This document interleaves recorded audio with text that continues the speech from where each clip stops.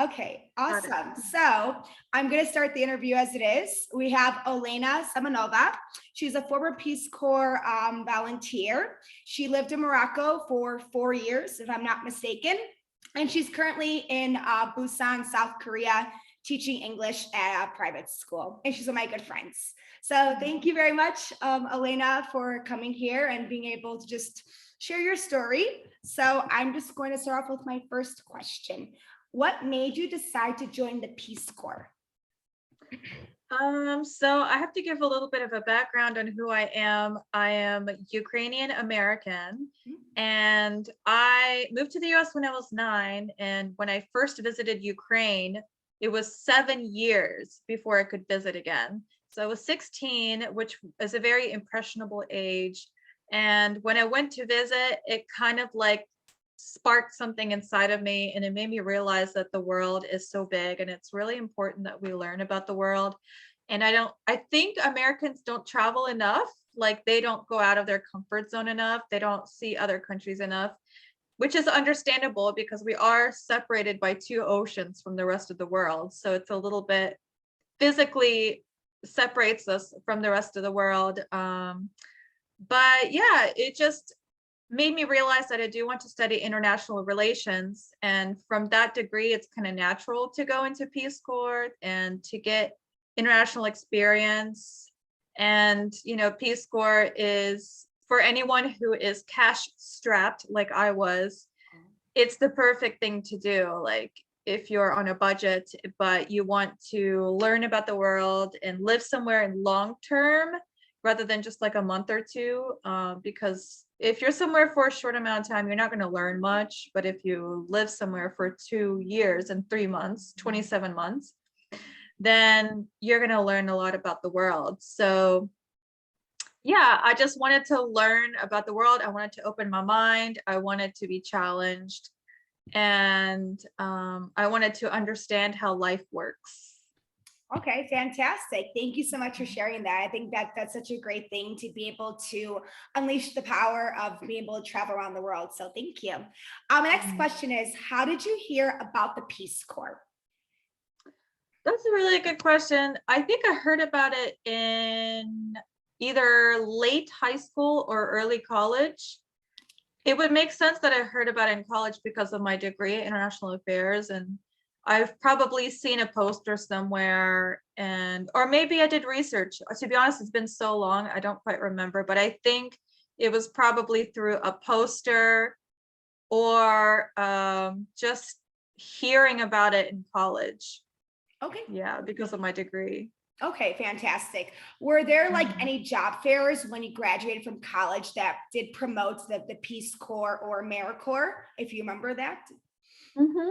There were. That's not where I heard of it, because I actually went to a job fair in order to speak with a recruiter. But yeah, they did have recruiters at the job fair, and they also Peace Corps did a whole separate Q&A session for anybody who's interested. So they like have their own separate events that they hold on campus. Mhm. And they like invite a few returned Peace Corps volunteers who share their experiences and just answer questions. Okay, great. So I remember recalling when I graduated from university, I attended my job fair and I did see like many Peace Corps tents. So I was also thinking about doing Peace Corps, but instead I decided to go down the corporate route. So very cool. That's awesome that you're able to do that. I'm sure you saw a lot in Morocco and then around Europe too. My next Yeah. question is, it's a pretty simple question. How long were you in the Peace Corps for? 27 months. That's kind of how long you're supposed to stay in there. It's supposed to be 3 months of training and then 24 months of service. You're not like strapped down to say like you don't have to stay for that long. But if you want to be considered a full returned Peace Corps volunteer and get the full benefits, there's a lot of financial benefits that you get, and there's a lot of career benefits that you get as well if you finish your service. So yeah, the full service is 24 months, and you can 27 months, and you can actually extend it up to 5 years if you want to stay in the same place. Oh, fantastic. I did not know that. This is Mhm. really good to know. Thank you. Yeah. All right. So, my next question is, how does the process work for somebody who is interested in joining Peace Corps, whether it's after college or even like what age does it cater to? I don't really know much. So, maybe you could be able to Mhm. share more about that aspect. So technically it's from age 18 to 99. Wow. Okay. And as long as you're like healthy enough, there is a health exam that you have to pass. And so in some countries, if you have certain health issues, they can't treat those health issues, or there's just not enough facilities or resources for those health issues. So it just depends on the country you want to enter. And I want to go back to the previous question as far like being able to extend it 5 years. This depends on your country director and the country that you're serving in. So in Morocco, with the country director that we had, they were lenient. So they let us extend to 5 years. So Oh, once when you write the book, where you can extend to 5 years, make sure you mention that it depends on the country and the country director. oh, this is good to Um, know. I did not know that. I thought typically people were in Peace Corps for a year or two. So you're actually able to extend it depending on the country director and the country itself. yeah, it Mhm. kind of like depends on your project. Do they really need you there? Like, is it essential that you stay? But some country directors, they just let you stay, like either way. Oh, that's awesome. Okay, I um, did not know that. Good. This is good to know. Thank yeah, you. yeah, we had like one person that I know, she was a friend of mine. We kind of worked together. She was in Peace Corps Morocco for 5 years, and she was the longest serving volunteer in Morocco Peace Corps history. But to go back to your third question, what was the question again? Oh, no problem. Yeah, I'll be able to repeat it. How does the process work for somebody who is initially interested in Peace Corps? Oh, yes. So it's pretty simple, actually. You go to the website, so you can apply through the application there. There's like, I think a few essays you have to write, but it's super simple. It didn't take me very long because I already knew that it's something I really wanted to do. I knew what my answers were. And then you have to pass a health examination. You have to do like a full health check. You had to do a tuberculosis test. I remember that. And you also have to do like a Zoom interview with somebody who's at the headquarters in Washington, D.C. And they're usually a returned Peace Corps volunteer who works for Peace Corps. So they ask you some questions like, what is what is one challenge that you had, like, let's say at work, and Mhm. how did you overcome it? Or how, like, think about one leadership role that you had. What was it like for you? And things like that. But they do send you the questions ahead of time, so you're not like blindsided by the questions. You can prepare your answers. Yeah, and after that, if you pass that interview, I think like will you be automatically accepted? I think once you pass the interview, and if your written interview goes really well and your health check goes really well, then you most likely will get in. And it depends on how many people apply. So Morocco was actually one of the most competitive, if not the most competitive country to get into after Ukraine. Ukraine was the most competitive country to get into. Morocco was the second most competitive, and they had like the most applicants that year. So they were much more picky with who they chose to be in that country. And some countries are less competitive, so it's much easier to get in. But you have to have a bachelor's degree, like for sure, or you have to have extensive professional experience of some sorts. And I think that's, and be a US citizen. You have to be a US citizen, at least 18 years old. Everybody that I know has a degree. So like you basically have to have a degree or like some extensive, really impressive experience. Mhm. And I think those are the top three qualifications. Okay, great. So is it generally a competitive program or it just depends on the country mostly? It depends on the country, yeah. Okay, on the country. Okay, interesting. And you were in, where were you in Morocco again? Like where were you like placed? I was placed at a small town like an hour and a half south of Agadir. Mhm. It is on the coast of Morocco. So if you look at the map of Morocco, you can look at all the coastal cities, and it's one of the kind of southern, it's not really that south, it's more central Morocco, but it's the southernmost populated area of Morocco. So it's about an hour and a half south of there, and it was an indigenous village, which means they didn't speak the main language of the country, which is Arabic. They spoke the indigenous language of Morocco, which is the language that was there before the Arabs came and brought Islam and the Arab like culture with them to Morocco. Interesting. Did you also learn that language too, or you just only learned Arabic? A little bit. I learned a few phrases. I learned mostly Arabic. It was kind of overwhelming to try to learn 2 languages at once. Yeah, I can imagine. That must have been pretty difficult. Yeah. Okay, great. And then after you were like in the Ekerdaba or that area, then where did you go afterwards? After that, I got a job working at a hotel outside of Marrakesh. And I got pretty lucky because that hotel was hiring, and they only have 2 American staff that they hire.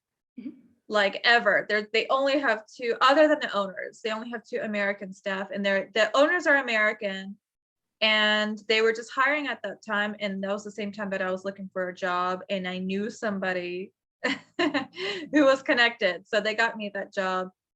And yeah, so I worked at a hotel. It was like 20 minutes by car outside of Marrakesh, which is the most popular tourist city in Morocco. You've seen it in a lot of movies like Sex and the City. You've seen it in Inventing Anna, the Netflix show. You've seen it in all kinds of movies, but yeah, that's where I was. Okay, fantastic. Great. So my next question I wanted to ask you is, how did you budget while living in Morocco? So when you're in PeaceCorps, you're basically paid the same as like the average salary of that person or if the country is. So, you know, with the US, it being one of the richest, if not the richest country, our salaries are going to be much higher than most of the world. Exactly. Yep. So we're used to having a certain salary and having disposable income. When you're in PeaceCorps, you don't have disposable income.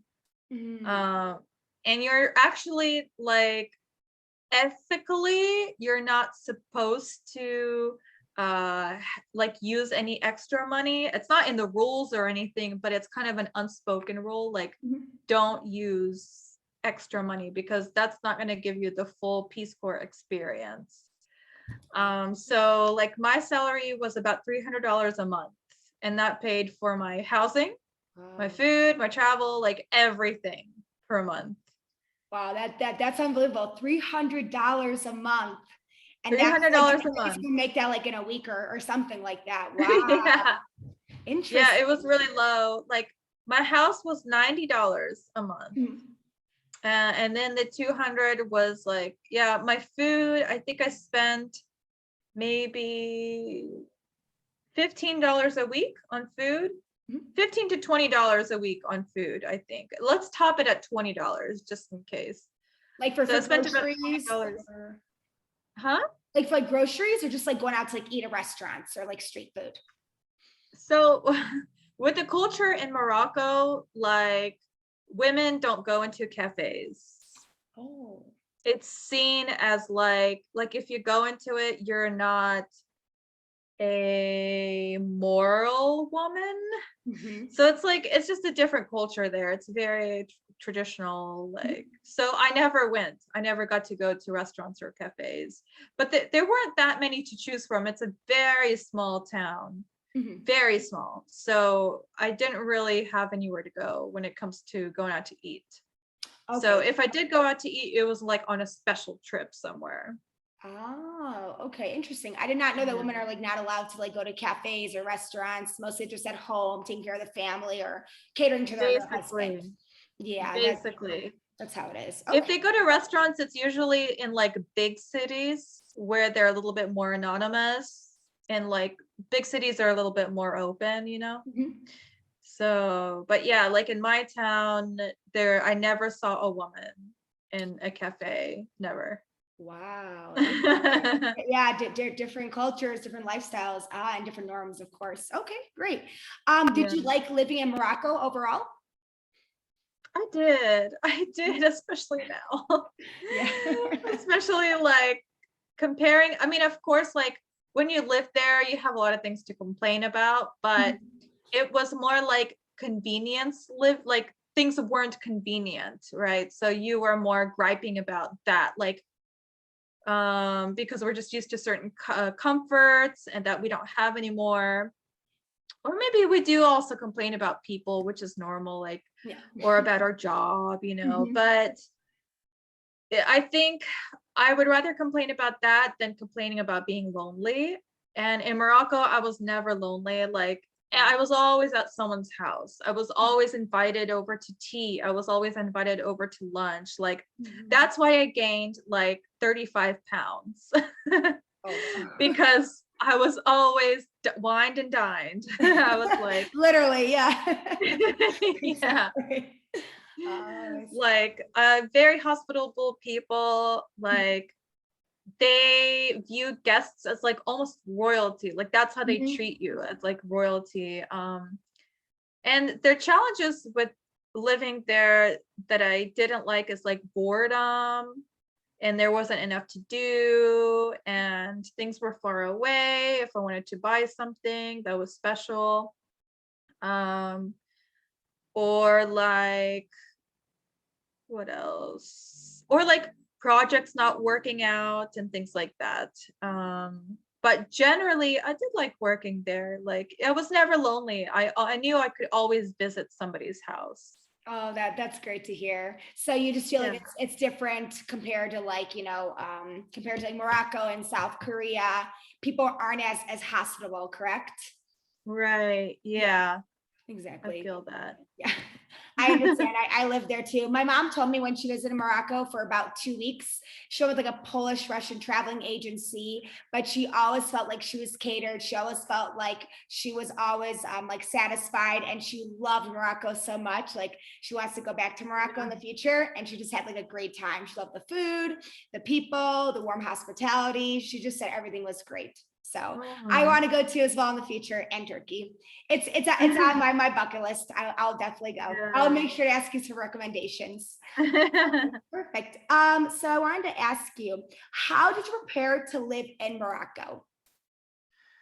So I kind of gave my, I'm gonna have a very unconventional answer, but I wanted to challenge myself. So actually, when I applied, was one of the first years that Peace Corps didn't assign us countries, because before I applied, Peace Corps would just give you a country and you had no choice Mhm. as to where you go. But now you can choose what country you want to serve in. And I specifically chose Morocco because I knew it was going to be completely different than the US. Like everything was going to be different. And so I told myself I'm not going to prepare. I'm just going to learn everything when I get there. I'm going to learn the culture when I get there. I'm going to learn the language. I'm going to learn about the people. I'm going to learn about the cities, the places, like everything. I'm just going to learn when I get there. So I did read some like culture and etiquette books, but that was when I was already in Morocco. Oh, I So it understand. was going to be like, I'm just going to learn when I get there kind of thing. But what I did have to know is like, I think, which they briefed us on, I believe they briefed us on this. I'm sure we were sent information about Morocco from Peace Corps, but like your dress, that was the one thing that I did look into, like, how am I supposed to dress there and how conservative it is. But everything else, and what kinds of things I can't get in Morocco. So that's what I did look up. What can't I get in Morocco? Oh yeah, that's super Um, important. You're right. Yeah, I remember when I lived in Thailand and then South Korea. I never learned the language beforehand. I tried, but I was like too busy with work to just like learn the language and just like be able to retain the language. So I learned while I was there. I just thought like it'd be easier because you actually are able to immerse yourself in the culture, interact with locals, and I think it's just like an easier transition as opposed to like you learning the language beforehand. You're not able to remember everything. So I think that that's a great way of right. like looking at it. Fantastic. So you did not learn the language at all before moving to Morocco, correct? Correct. Okay. And you never visited Morocco prior to like living in Morocco? Correct. Okay, Yeah. great. Like, it was your first time. That's good to know. Awesome. Mhm. Okay, so what would you tell people if they want to make the choice versus teaching English overseas? So how would you be able to tell people, oh, maybe you should do Peace Corps instead of teaching English overseas? Because you did Peace Corps for 4 years in Morocco, and now you're currently in South Korea teaching English the last like 2 years. Mhm. So what would you say to someone who is trying to decide if they want to do Peace Corps or teach English overseas? Yeah, so I did Peace Corps for 2 years, not 4 years. Okay.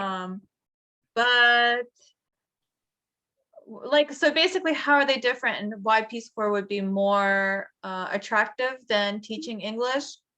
Or are I think like the expectations are much lower. You're much more independent. It's not like a job. Mhm. Like teaching English is an actual job. You have to clock in, you have to go in, you have very high expectations of how you perform. You have people like critiquing your technique and telling you what to do. It's a job. It's an actual job. Whereas with Peace Corps, you're volunteering. So like you give in however much you really want to, although that also depends on your boss, because you will have like a local boss who oversees the nonprofit organization that you're working with, whatever that may be. But most of the time, like you have a lot more freedom to do what kind of projects you want to do and how much time you want to dedicate to each project. So there's a lot more leeway in that. And there's a lot more freedom to travel. You have a lot more vacation days.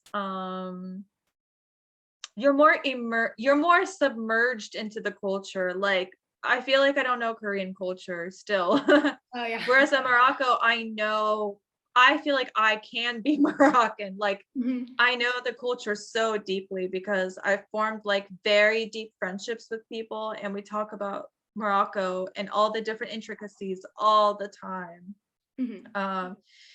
And we always like, analyze why things are the way they are in Morocco. And I had a lot of Moroccan friends. I have a host family. You don't get a host family when you teach English. I actually had 2 host families. I had one for 2.5 months when I was learning Arabic. And then I had another one for 2 months when I was in my permanent site. And so that they help you a lot with like getting all the bureaucratic stuff you need to do, all the paperwork you have to get done. Whereas in Korea, you're like on your own.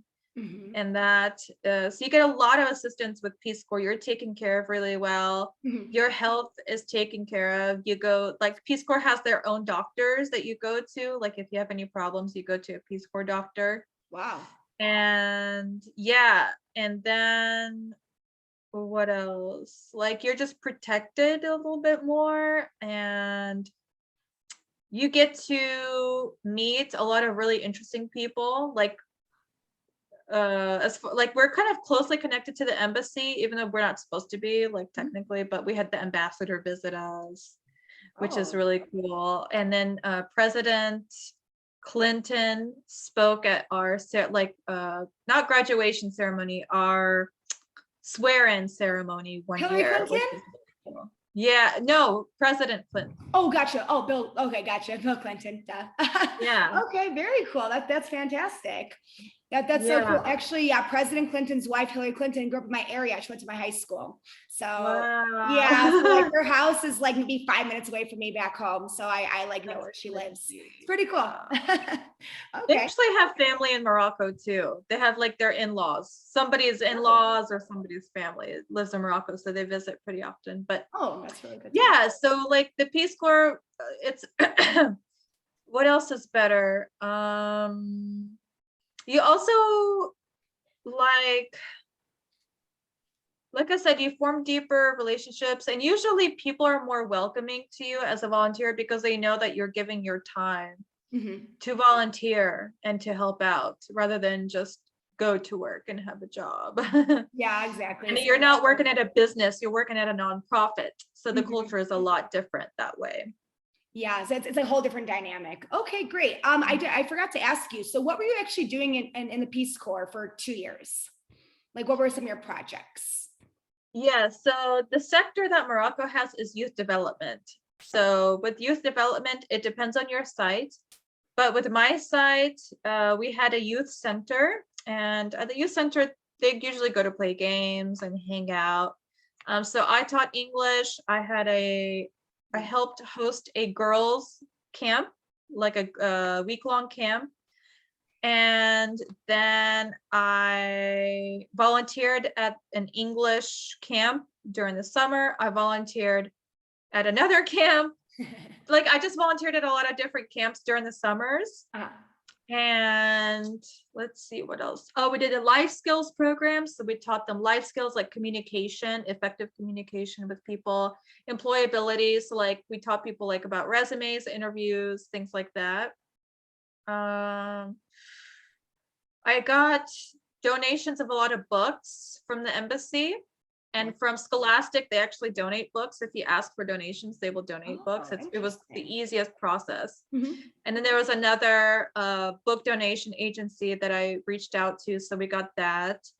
And then I'm sure there were other things. Oh, I taught women exercise. So we did fitness classes in the mornings, which was really fun. Wow. You did like a variety of things. That's awesome. From like English teaching to like hosting different camps and like working with girls and that kind of thing. Awesome. Exactly. Oh, and we had the way that I was actually got my job at the hotel, the owners of the hotel, the woman, the wife, she runs a nonprofit organization for girls empowerment. And this girls empowerment organization, they train volunteers, and those volunteers go out back to their sites and they implement the curriculum. So the curriculum is supposed to last 6 months, but it actually lasts about 8 months. So we implemented a girls empowerment curriculum at my site, which was like 50 lessons. Oh, wow, that's so It cool. was a lot of lessons. Yeah, a lot of work. I can imagine. No, that's great. I mean, you had exposure to like different experiences. That's fantastic. Besides just English teaching, so I think it's great. All right, so I've never had Moroccan food, and my mother like loves Moroccan food. She always talks about it, and I need to find a place whether I go back to Chicago or when I go visit Morocco. But please tell me, what are some of your favorite Moroccan foods? Because I don't know any at all. Well, the one that they eat every single day for lunch is tagine. That's what they eat for lunch. It's like so tagine is the food and it's the clay pot that it's made in. There's one name, two meanings. Interesting. Okay. And the clay pot you put in usually chicken or beef, potatoes, onions. I don't think they put garlic. Then if it's a chicken one, you put tomatoes, carrots, and if it's a beef one, sometimes they will put prunes and like almonds. Awesome. Prunes and almonds on top. It's really interesting. Or sometimes if it's a chicken one, they'll put a preserved lemon on top, so it gives that like lemony flavor to them, and they cook it for about 2 hours. Oh, okay. And do they eat this like for lunch or dinner, or when do they typically eat? Always lunch, every day lunch. Always lunch. But I kind of got sick of it because it was like the same thing every day. But now it's very delicious, but it's just like repetitive. Oh, I see. Do you think like when you go back home, you'd like to also like want to learn how to make it too? I learned how to make it. It's very easy.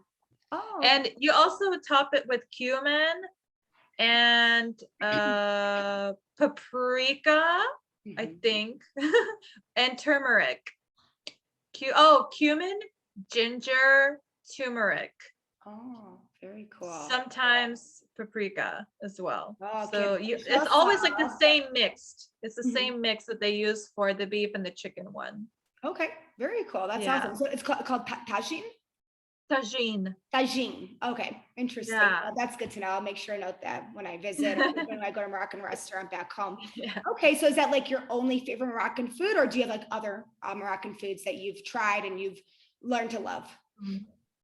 Oh, I love rafisa. Rafisa is like basically they make like a multi-layered dough. So they're very thin. Think of a croissant. Do you know how croissant has many layers and they're all super thin? So it's kind of like this, but it's in the shape of a square like this, and then they break it up. And then on top of it, the dough, they put like chicken and lentils and like a sauce, and they cook it for a really long time. Mhm. So when you eat it, you get like dough and chicken and sauce and lentils, and it's really good. Oh, that sounds And they good. put fenugreek in it, and they usually serve it during when a woman has just had her baby. It's like a ceremonial dish that they have it at baby showers, which they have when the baby's born. They do it after it's born, not before. And it's supposed to produce breast milk. Oh, So yeah, it's like a very ceremonial kind of thing for moms to take, but it's also really good to eat any other time. yeah, definitely. That's super cool. I asked my mom the types of foods that she ate because I mean, I'm sure she would know since she was in Morocco for 2 weeks, but that's Mhm. awesome. Were there like any like Moroccan desserts that like you liked when you were living in Morocco? Moroccan desserts. I ate it so much I got sick. I'm not really a big fan of the desserts. You don't Oh, have to say that, but they're either too sweet mhm. or they're not sweet at all, like barely. It's not sweet enough. So I'm not, Okay. a lot of them are like French based. So Morocco, a lot of their desserts are French, like they're inspired by the French because it was a French colony. Mhm. But they do have some things that they make during Ramadan, like some special kind of honey glazed dough. It's kind of hard to explain, but honey glazed cookies that they call shbekia. Oh, But it's like super sweet, so I don't really eat them. okay, I understand. Okay, very But cool. yeah. And then my last question I wanted to ask you is, did you experience any culture shock when arriving in Morocco for the first time ever? Mm, I think I was expecting to not be comfortable, so I was like mentally prepared for it. So I don't think I experienced culture shock. I think I was uncomfortable, which I was expecting. My views were challenged, which I was expecting. Like my comfort in general, like physical comfort was challenged, which I was expecting. Like a lot of this was, I knew it wasn't going to be easy. So I think it depends what mindset you go with Mhm. and your expectations and your goals. um, if you think this is going to be vacation, then this is not for you.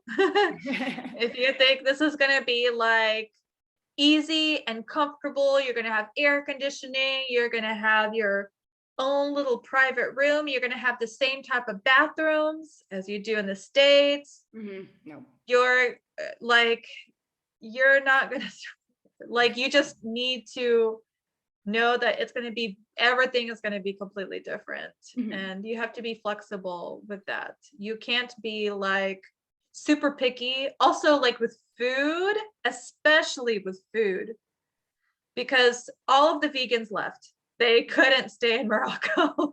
Yeah, of course. Or most countries, like basically all Peace Corps countries are probably not going to be easy for vegans because you have to live with a host family for a while. So you have to eat the food that the host family makes. Otherwise, it's kind of offensive if you don't eat the food that they make. And many people don't know what veganism is. They think, oh, she doesn't eat meat, so she eats chicken. Mhm. Oh, she doesn't eat meat, but I can make the sauce with chicken broth. Mhm. Like they Right. don't really understand the concept of veganism. So if you're vegan, you have to kind of not be for a while. You have to be flexible, honestly, with food. Vegetarianism, I think they kind of have an idea, but you have to be a little bit more explicit, like no animals, because sometimes the word for meat literally just means beef, and some Mhm. also in Spanish, carne. I Okay. think Yeah, carne means meat. also means, it just means like beef meat. It doesn't mean chicken meat. Ah, So you yeah. have to be very explicit with what you don't eat, and you have to be kind of flexible because sometimes they might not get it right.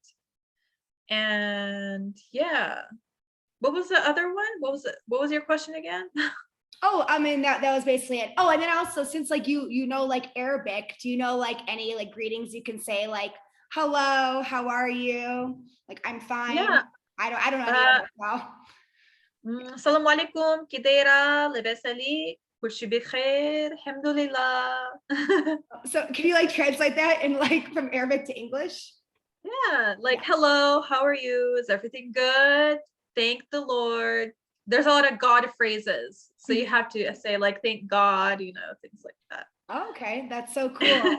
So what is your level of Arabic? Like, are you like an A1, A2, B1, B2? What's like your level?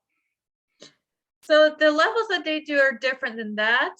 We don't do it that way. I was tested as low advanced. Low advanced. Wow. Yeah. Amazing. Yeah, I'm pretty proud of that. Yeah, that's It took great. a lot of work. How long did it take you to like learn Arabic, like to get to that level that you tested into? Like a year-ish, Mhm. about a year. Just because with my situation, I had like my host family, they don't speak any English, so I had to speak it. So it depends on what your host family situation is like. Also, if you've learned a language before, like I already had the upper hand in being Mhm. bilingual. Mhm. If you're like, if you're an older volunteer, it's a lot more difficult to learn a new language. Mhm. And yeah, I think just having that basis, it made it a little bit easier to learn the language. But it's a very different, obviously, it's completely different language. But the easiest part of learning it is actually the alphabet and reading it. Oh, It's wow. easy. You would think it's not hard when you see it written. Arabic is kind of like so different looking, right? Mhm. But it's actually the easiest part of learning Arabic is the alphabet. Wow, that's actually how I felt too when I was learning Korean, because I would go to Korean classes once a week after work, and I would learn how to read Korean. I never knew how to write Korean. Well, I knew how to write a little bit Korean, like just phrases, or like teacher or banana or ramen, right? But it's just like a matter of like learning how to read like the Korean alphabet or like Hangul. I was able to read it, like not fluently, but I was able to just like, get the hang of it. Mhm. Mhm. Have you been Yeah. learning Korean since you've been living in South Korea? No. No. Besides 감사합니다, 안녕하세요, and Yeah. And whatever phrases the students keep repeating that I'm sick of like hearing. 선생님, teacher. Or, yeah, or something like I think there was like one, it was like 주세요, or like just sit down. Oh, 앉으세요, like sit down. Oh yeah, I don't know that one. Yeah, so I when need I to was know that teaching one. in South Korea, the Korean teachers would always like they always tell the students like 앉으세요, sit down. So I was like, okay, 앉으세요 means sit down. Siéntense. Perfect. I just know the students always say Monsoria. Monsoria. It means like, what did she say? What did she say? Oh, interesting. Monsoria. Or like Okay. booyah, booyah. That means like what? Oh yeah, yeah, yeah. I remember that too. Or chincha. Really? Oh, yes. Yes, yes. I remember the Korean teachers would always say chincha, and like the students as well. Yeah. So yeah, I recall some of it, but not as much. So I totally understand. So so I wanted to ask you overall, what are your plans after you teach in South Korea? So you said you're going to go back home. Oh, right. Yeah, like so basically I haven't lived or near home in 8 years, Right. and I haven't lived in the US in 6 years. So it's time to go back home. Like I'm in my 30s now, and I'm just like I'm ready to kind of just set my roots somewhere. It's good to have roots. Yeah. Traveling is great, but if you want to set roots somewhere, that's kind of hard. And also, if you want to start a family, it's very difficult if you have some sort of career where you're traveling a lot. And so the plan is to go back home and start a career, hopefully in real estate. Awesome. I think, yeah, still set on real estate. Okay, that's good. That's awesome. Yeah. So you're just What thinking about about working in you? real estate. Oh, sorry. Give me 1 second.